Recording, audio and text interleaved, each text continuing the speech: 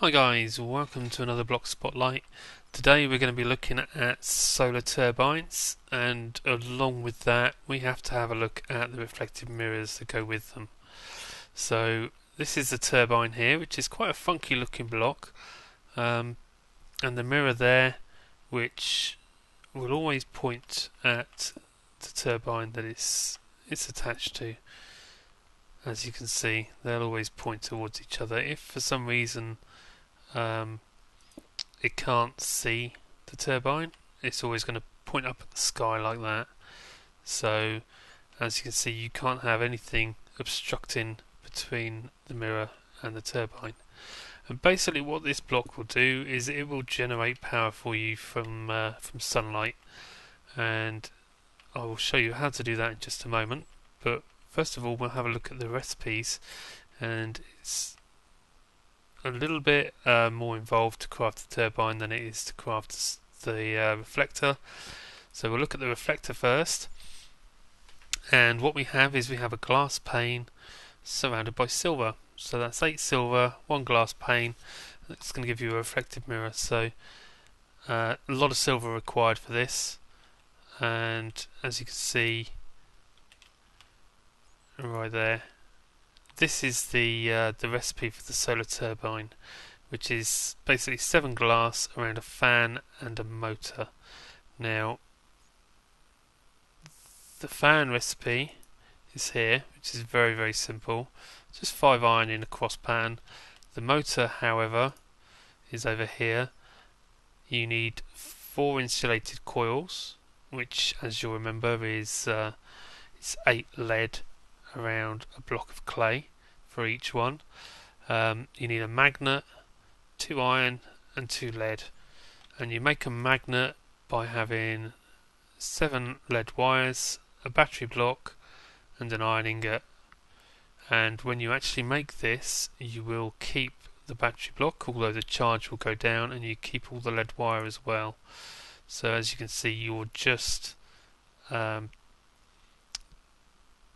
using the charge in the battery to magnetize a piece of iron, and that's how that works, which is quite cool. So you can keep reusing this as long as you can keep recharging the battery block.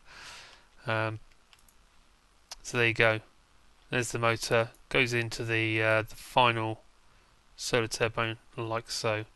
Now, to actually set this up, the solar turbine does require water, so I tend to just set it up like this with an infinite water source underneath, and that way it will always replenish power when it needs to. And as you can see, I've got a load of reflectors around it, more than you would need, to be fair, and you can see they're all pointing to it. The more reflectors you've got, the more power you're going to get to it. Now if I start putting reflectors down the middle here, you will see that some of these don't work anymore. That's because there's a block in the way. They don't have line of sight to the block. One thing you will notice though is that some of them you can place blocks and it will stay up, and it's just being able to figure out which ones they are to get the most out of your setup. So you can add additional reflectors without blocking line of sight to other ones. Although you see that one's lost its line of sight, so maybe some of them are just worse than others for that. That's not dropping down straight away, so I guess that is in the way. This one, there is an edge that can see it, I guess. So there you go. Now if we wanted to actually charge up a battery, I only seem to have fully charged batteries, so what we can do, I think we can do it like this. No, maybe I need an actual crafting table. If you wanted to discharge a battery, you can put a lead wire above and below, and that will discharge your battery a little bit. It's actually spawned us 2 batteries, which is a bit... I'm guessing that's a bit of a bug. We shouldn't have spawned an extra battery there. That's very strange.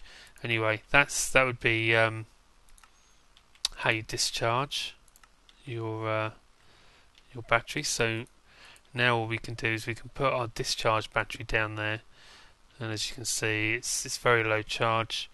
We've got some lead wire, and we can hook that up to the turbine, which is now going to start spinning. As you can see, because we've got a lot of mirrors, this is spinning quite fast, and it's actually going to charge that up quite quickly, which is pretty cool. Pretty cool. And as you can see, although we're plugged into the left hand one, we're able to charge up the others as well, and you can see it's going to work along the line like that. So the one on the end doesn't start charging until all the others before it fully charged. Now the other thing you'll note is that we've now got a load of reflectors that can't see the turbine, and so the turbine's running slower actually because there's nothing for it to charge. But if you're going to set up one of these, you wouldn't be able to put them all around unless you change the levels a little bit. You could perhaps have these raised up. That may well work. Something I haven't tested, so that would be something that would be interesting for you guys to go and play with. But there you have it. Very interesting mechanic. It takes up quite a bit of space. As you can see, the more mirrors you put down, the more charge you get. And actually, I will be interested to see if let me test this quickly. That's not going to find the mirror below. Are we going to find it above? They may well do. And no, it won't find it if you position above either. So they've got to be on the same level. Easy way to test that. So yeah, you're pretty restricted into how you can position these. You will need to leave a gap for yourself to take the power out, because even if you just have a wire there, it will block your line of sight to, as you can see there, blocking line of sight to the turbine. So there you have it.